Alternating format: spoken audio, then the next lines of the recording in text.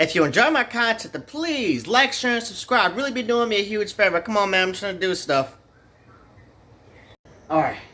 Piccolo says don't force it, and I'll be able to fly. Okay, Brady, you can do it.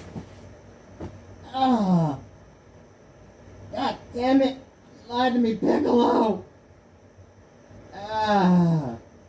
Okay, so I just got back from saying Dragonball Super superhero, and I gotta say it was pretty good. Like, the animation was phenomenal, the fights were pretty good, the story was pretty intricate, well, intricate for a Dragon Ball story anyway. And, all the characters got a moment to shine. Well, most of them did. As usual, I like to talk about things that I liked and I didn't like. I think I'll start with things I didn't like because they're really minor. Okay, so I didn't really like how they kind of made Gohan a bit of an idiot. Like, what I mean is that he was kind of acting a little like Goku. Like, he dropped the damn Sensu bean in the movie. How you drop the damn Sensu bean? Apparently because his eyesight is bad now? Since when was Gohan's eyesight bad? I mean, I always thought the glasses were more of an aesthetic choice. You mean to tell me this motherfucker really can't see?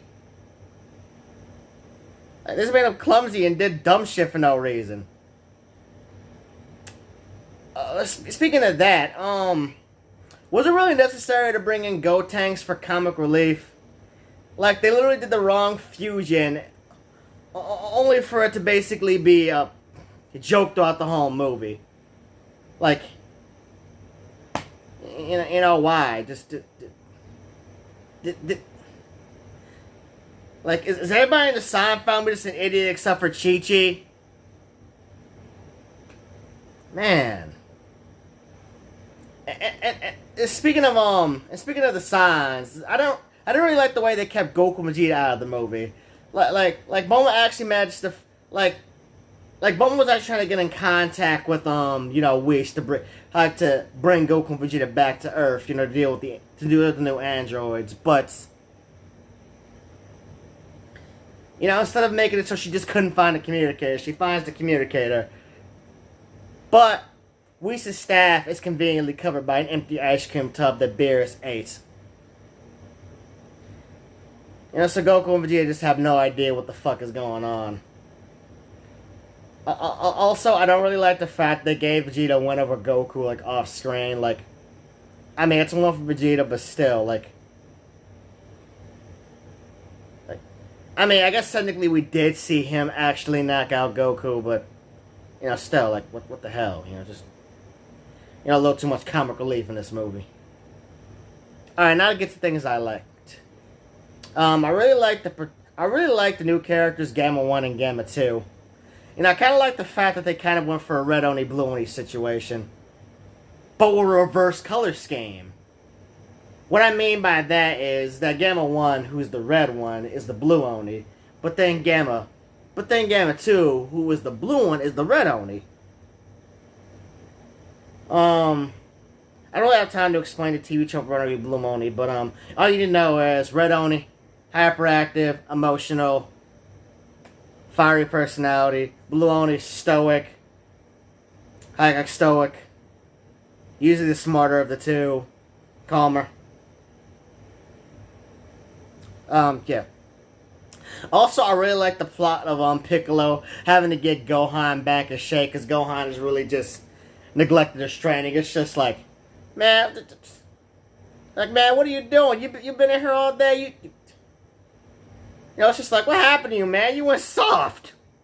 Essentially, just, so I really like the fact that Piccolo just throughout the entire movie wants to try and kick Gohan back into shape. Because he feels like Gohan has just gone soft, and to be fair, he kind of echoes how the fans feel. Also, I really love the dynamic between him and Pan. Like, I really love Pan throughout this movie. Like, I love the fact that Pan's only, but she's sitting up here knocking out grown men. Like, she really knocked out that buff dude who tried to take her. She's just like, oh, is he for you for Pan? She was like, I don't know that dude. Like she really just knocked out. Like, she really just knocked him out. He looking at Piccolo like, hey, you better not tell nobody about what happened. Like, man. Oh, my God. Also, I wasn't really sure about Piccolo's transformation at first, but I kind of like how swole he got. You know, he transformed into Orange Piccolo. Man. Also, I love all the references to previous DZB materials. Like, I love the fact that Piccolo goes giant again. I also love the fact that, that during the wish, the Piccolo used to draw out his full potential. Yeah, like, you know, Bulma uses, the wish to, make herself look younger, like she did in the Broly movie. That's a good bit of continuity right there. I also love the fact that Piccolo goes Dende to try and get his, you know, his power, to get his latent power unlocked. It's just like, hey Dende, can't you do the same thing the Grand Elder did for Gohan and Krillin for me? I was like, oh yeah, we don't really unlock that ability until we get older. It's like, man. But he managed to modify the dragon and do it. That's weird. It's weird. Man. Oh, you know, I just have a couple more things I didn't like. I didn't really like Gohan's new transformation. The silver hair just isn't doing it for me. I don't mind the red eyes, but the big ass silver hair just looks kind of goofy.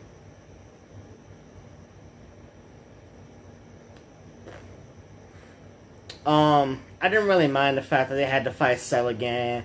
You know, because this Cell is essentially a different character. He's more beast than android.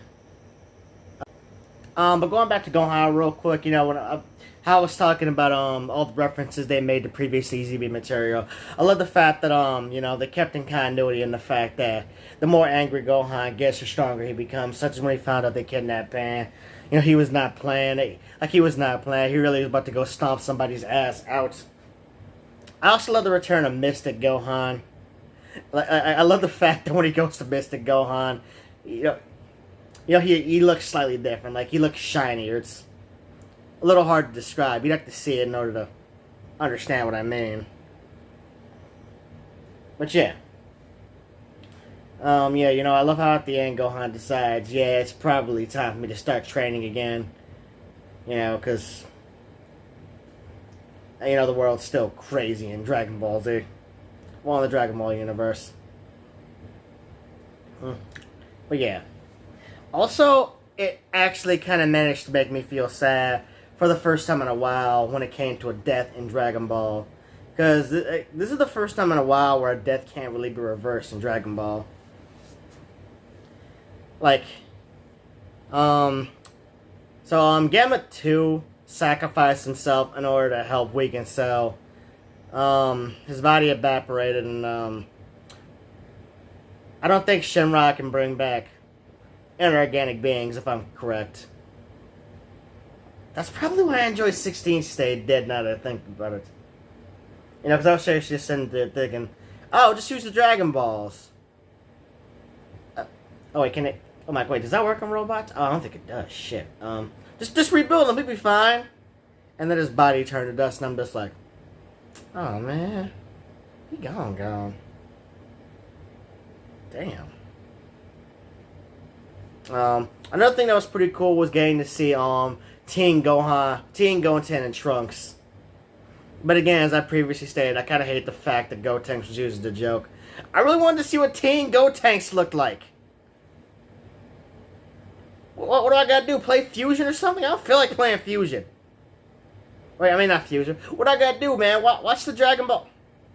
Watch Dragon Ball Heroes? I don't feel like that. Man.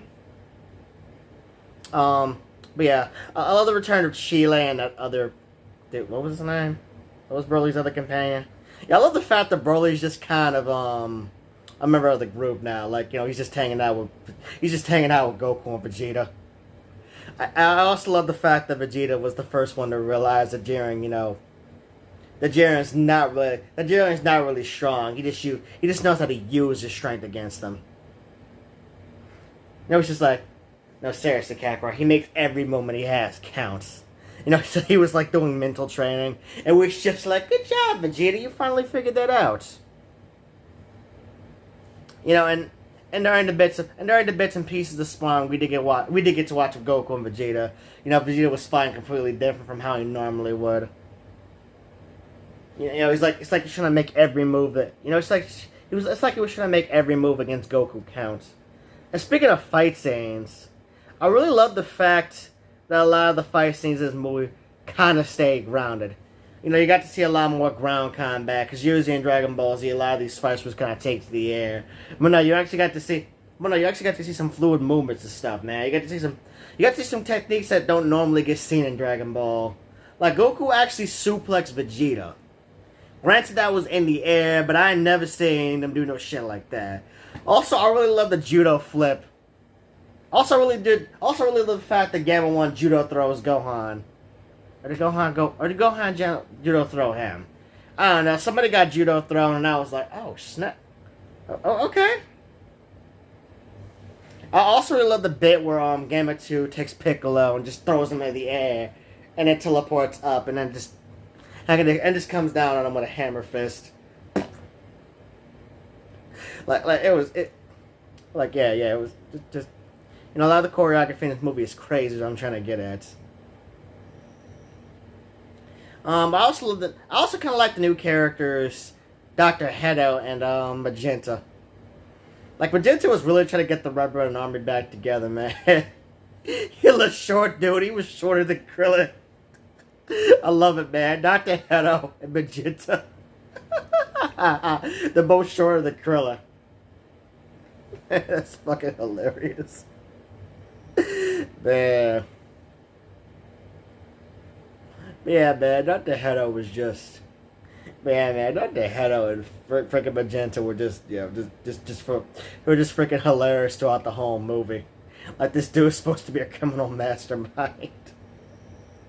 But you'd never be able to tell. Man. Ugh. But yeah, I really like Dragon Ball Superhero. You know, so if you haven't seen it yet, go check it out. You know, just...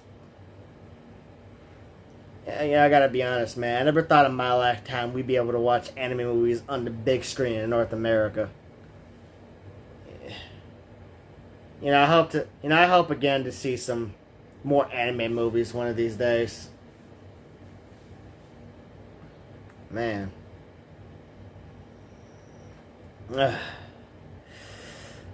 Alright.